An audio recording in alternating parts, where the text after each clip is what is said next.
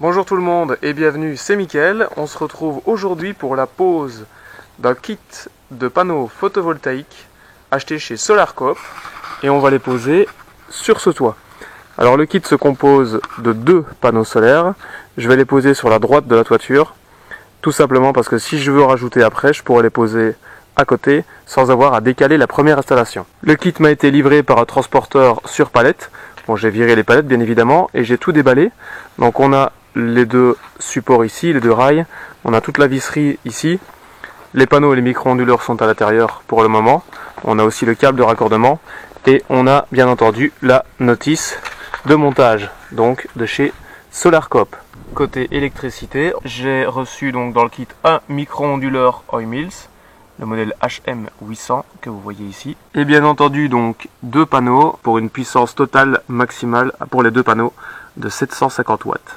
Dans la notice qui est disponible également sur leur site internet, on a la totalité des pièces qui sont détaillées et donc on a bien entendu le mode de montage. Pour ma part, donc c'est une pose en toiture avec 2 panneaux. La première étape, définir l'emplacement des panneaux en toiture. Moi, les tuiles de faîtage sont scellées, donc en tout cas elles sont toutes vissées et le plomb en dessous est scellé. Donc on va considérer que les tuiles sont scellées. Le rail supérieur doit donc être positionné sur le sommet de la 3e tuile. Donc 1, 2, 3. Donc on est sur le dessus de la 3e tuile. À droite, je vais me mettre jusque à la première tuile, donc je vais laisser la rive. Ce qui me permet d'avoir encore 2 tuiles d'espace entre les deux. Donc là il y a une tuile, mais une tuile aussi au fond. Si jamais je veux rajouter un kit sur le côté, donc on a la place largement pour avoir les 2 kits. Et en longueur, donc là on doit avoir entre 1 mètre et 1 mètre 30. Donc là je vais mettre 3 tuiles plus bas, ça dépend évidemment de la longueur de vos tuiles. Là je suis à 120 cm, donc je me mettrai ici plus bas. Il faut que je détuile une partie de la toiture pour arriver à trouver les chevrons. Donc je vais enlever quelques tuiles. On a 3 attaches par rail, donc je vais enlever une tuile ici, une tuile là et une tuile là. Je vous reprends juste après. Bon, les premières tuiles sont enlevées pour le dessus, il me restera à enlever pour le bas. Alors je vous cache pas, j'ai galéré un peu parce que c'est moi qui ai fait la toiture et je vais visser donc les dernières tuiles et les demi-tuiles. Donc les rives évidemment sont vissées aussi, mais ça on n'y touche pas.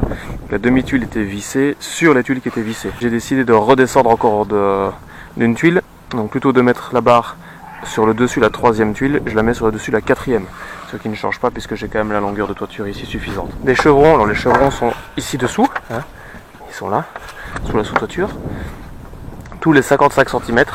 Donc j'ai décidé, donc on est légèrement à côté de la barre, donc le feuillard va être légèrement en oblique, mais ça ne changera rien.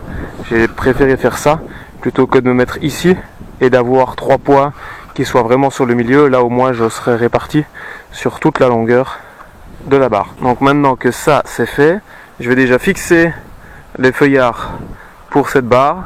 Comme ça après je peux retuiler là et commencer dessous, histoire de ne pas avoir des tuiles et des outils partout sur la toiture. Donc je passe les feuillards et je vous remontre juste après. Alors comment est-ce que ça se passe en pratique? On a ceci, d'accord? Donc ce sont les vis marteaux qui ont un côté arrondi, ce qui permet, dans ce sens là elles ne tournent pas, mais dans ce sens là donc elles tournent et elles permettent donc de tenir dans le rail. Je viens placer la vis marteau donc en face de mon chevron, je viens glisser le feuillard et alors y mettre l'écrou. Une fois que c'est bon, donc je vais faire ça évidemment pour les autres aussi. Une fois que c'est bon, je vais pouvoir plier le feuillard pour qu'il épouse la forme des tuiles et pouvoir venir visser sur la lame de toit et le chevron donc qui est juste en dessous. Donc je vais faire ça pour les 3 côtés et je vous montre juste après. Et voilà pour la première, donc la première barre est posée. Je suis parallèle au trait que j'ai fait, donc j'avais fait les traits à 3 cm comme demandé. Donc je suis juste un peu dessous, moi je suis à 4 de chaque côté parce que j'avais plus facile de les fixer comme ça. Donc les 3 sont posés.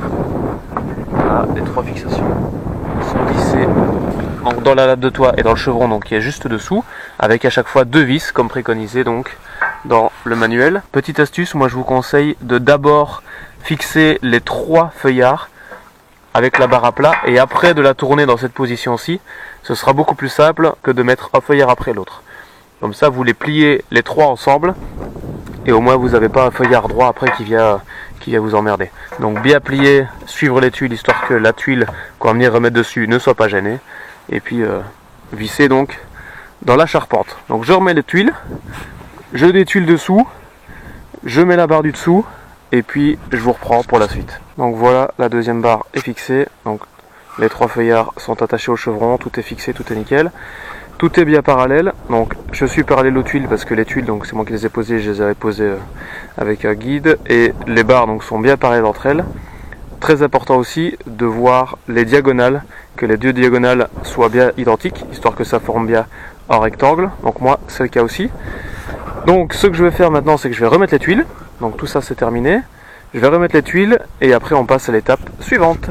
J'en profite pour un point important, c'est la sécurité. Donc au-delà des EPI et des choses comme ça, moi ici je travaille sur une toiture. Donc il fait froid pour le moment. Donc j'ai attendu que la toiture dégèle. La toiture est assez plate. Je suis pas très haut par rapport au sol et je sais ce que je fais. Si vous n'êtes pas certain, même si ça quitte à poser soi-même, n'hésitez pas à faire appel à des gens que vous connaissez qui sont plus sûrs de le faire ou à des professionnels directement. Même si ça quitte à poser soi-même, il n'y a pas de problème. Également au niveau du matériel, surtout quand vous êtes en toiture, il vaut quand même mieux avoir quelques tuiles de rechange au cas où vous en cassez. Donc là j'en ai pas cassé, mais dans le pire des cas j'en ai de rechange. Et il faut avoir le matériel suffisant. Il ne faut pas commencer à démonter la toiture et commencer puis se dire merde, tout compte fait, il y a une vis que je sais pas mettre ou un truc comme ça, et se retrouver avec une toiture ouverte. D'accord? Donc moi j'ai tout ce qu'il faut ici, j'ai des tuiles de rechange, j'ai une sous-toiture, j'ai tout le matériel professionnel dont je dispose de plusieurs années, donc ça il n'y a pas de souci. Mais faites bien attention à ce que vous faites, faites attention à votre sécurité et préparez bien votre chantier, c'est très important la préparation. Préparez bien votre chantier avant de commencer, essayez de réfléchir à tout, 2-3 fois s'il faut, mais préparez bien avant de commencer. Pour fixer le micro-onduleur au rail donc supérieur, la notice préconise de mesurer 1150 mm, donc d'un bord du rail, moi j'ai pris le bord droit, et donc d'aligner le micro-onduleur là.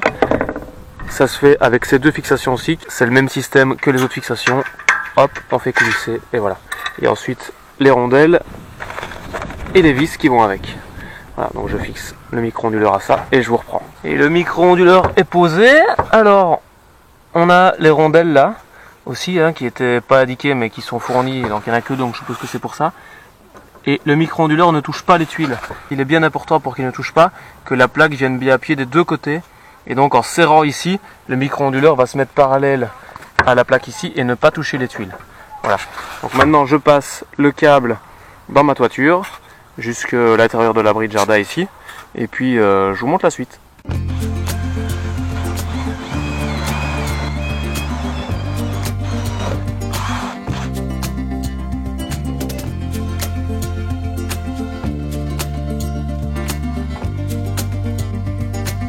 Comme vous avez pu le voir, le câble est passé, il est raccordé au micro-onduleur. De l'autre côté, il y a un bouchon qui est fourni avec, pour ne pas que l'eau puisse pénétrer quoi que ce soit. Il est conseillé d'utiliser une tuile chatière, donc une tuile avec un trou sur le dessus. Moi j'en ai pas, voilà. Et pour les commandes, vu la conjoncture actuelle, on en a pour des plombes. Donc ce que j'ai fait, c'est que j'ai entaillé un tout petit peu le bas des tuiles, sous le milieu du panneau de droite.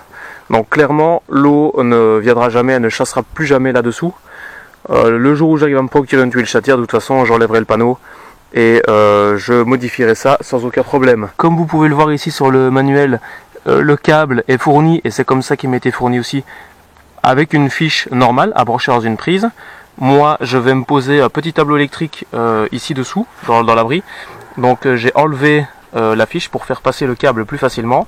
Donc si vous vous y connaissez assez, vous pouvez enlever la fiche et la remettre si vous en avez besoin, ou la laisser retirer et brancher le câble directement dans un tableau comme je le fais.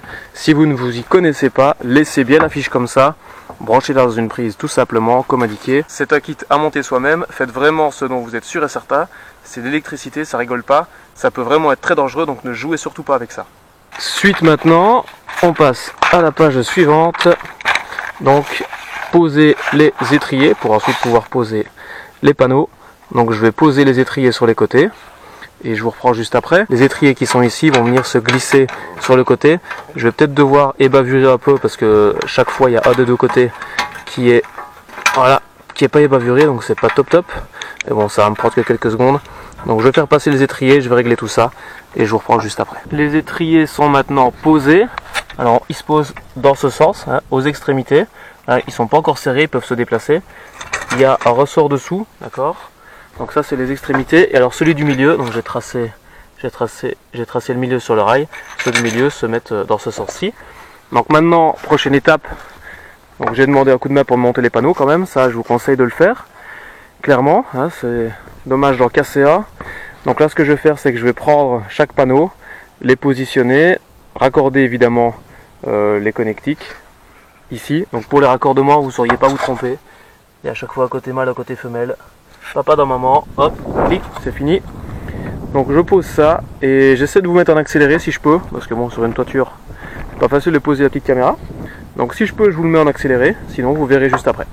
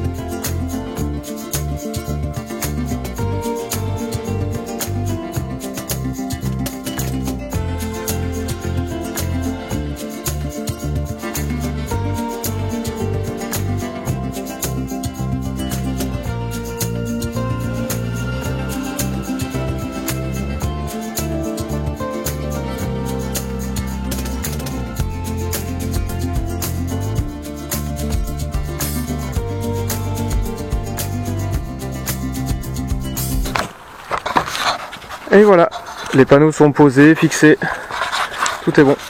Alors je sais pas si vous avez remarqué quand j'ai commencé à les poser, j'ai dû les décaler légèrement par là.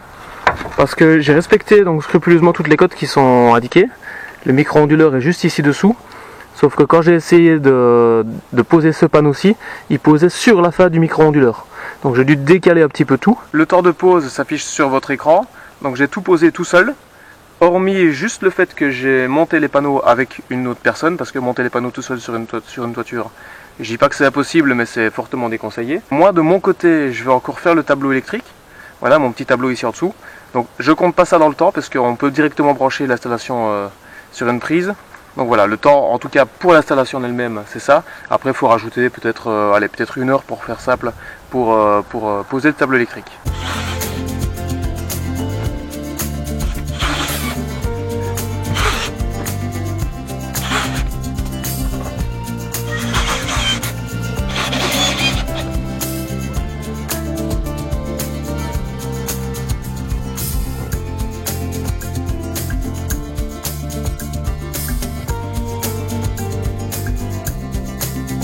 Et voilà, ça fonctionne, c'est terminé, bon plus ou moins terminé, je vais encore mettre un disjoncteur ici à côté, je ferai ça demain. De toute façon c'est raccordé sur un circuit existant, il y a déjà un disjoncteur au bout, donc ça risque rien, mais j'en mettrai quand même ici à côté, au cas où. Donc ça fonctionne, je suis actuellement à 166 watts. Voilà, donc c'est la consommation en veille, je vais dire, de ma maison. Donc voilà, c'est terminé. Mon avis au niveau des panneaux, il va falloir voir ce que ça donne justement sur le long terme, hein, déjà sur court et moyen terme, en fait sur tout le terme, voir que ça fonctionne tout simplement. Au niveau du manuel d'installation, j'ai réussi à tout monter sans problème, mais j'ai pas trouvé ça exceptionnel, dans le sens où les photographies pour moi ne sont pas très claires. Donc c'est pour ça que j'essaie de détailler certains points. Pour les personnes qui voudraient en poser, que ce soit du Solarcope ou d'autres, hein, ça ne change pas grand chose, bien vérifier que vous avez le matériel à bord, bien vérifier tout. Hein, matériel, tuiles de remplacement, tout ça. Vérifiez tout ça, vérifiez au niveau des connexions électricité que vous pouvez le faire, en tout cas que vous avez la capacité de le faire sans vous faire mal, ce serait dommage. Alors moi de mon côté je suis content dans un sens, puisque voilà, c'est quand même assez simple à mettre, donc tout est fini. Voilà, j'espère pouvoir en profiter. Comme vous avez pu le voir juste avant, moi j'ai un module donc, que j'ai intégré dans mon tableau, qui est un module de comptage en Wi-Fi, qui va me permettre de savoir ce que produisent les panneaux solaires en direct, donc sur une application. Le kit normalement est composé d'un petit appareil qu'on branche sur une prise de courant, et on vient brancher la prise des panneaux solaires directement dessus, et ça permet de savoir ce que les panneaux produisent, mais le petit module de comptage n'a pas été fourni dans le kit parce que j'ai reçu une lettre avec comme quoi il y a des ruptures, comme à peu près sur tout pour le moment. Donc de toute façon, moi je préfère avoir mon module à part, mon module Wi-Fi, parce que je suis pas du tout dans, voilà, la maison est à côté de l'abri mais pas dans l'abri, donc j'aimerais pouvoir un peu suivre la production. Donc de toute façon je ne me serais pas servi de ça, je vais le recevoir et je vais m'en servir pour autre chose. Si vous avez des questions, que ce soit pour le fonctionnement, l'installation de ce kit là ou d'autres, n'hésitez pas à me les mettre en commentaire. Je vous remercie en tout cas d'avoir regardé la vidéo, j'espère qu'elle vous a plu. N'hésitez pas à laisser des commentaires, des pouces, tout ce que vous pouvez dans ce sens là, et je vous dis à la prochaine.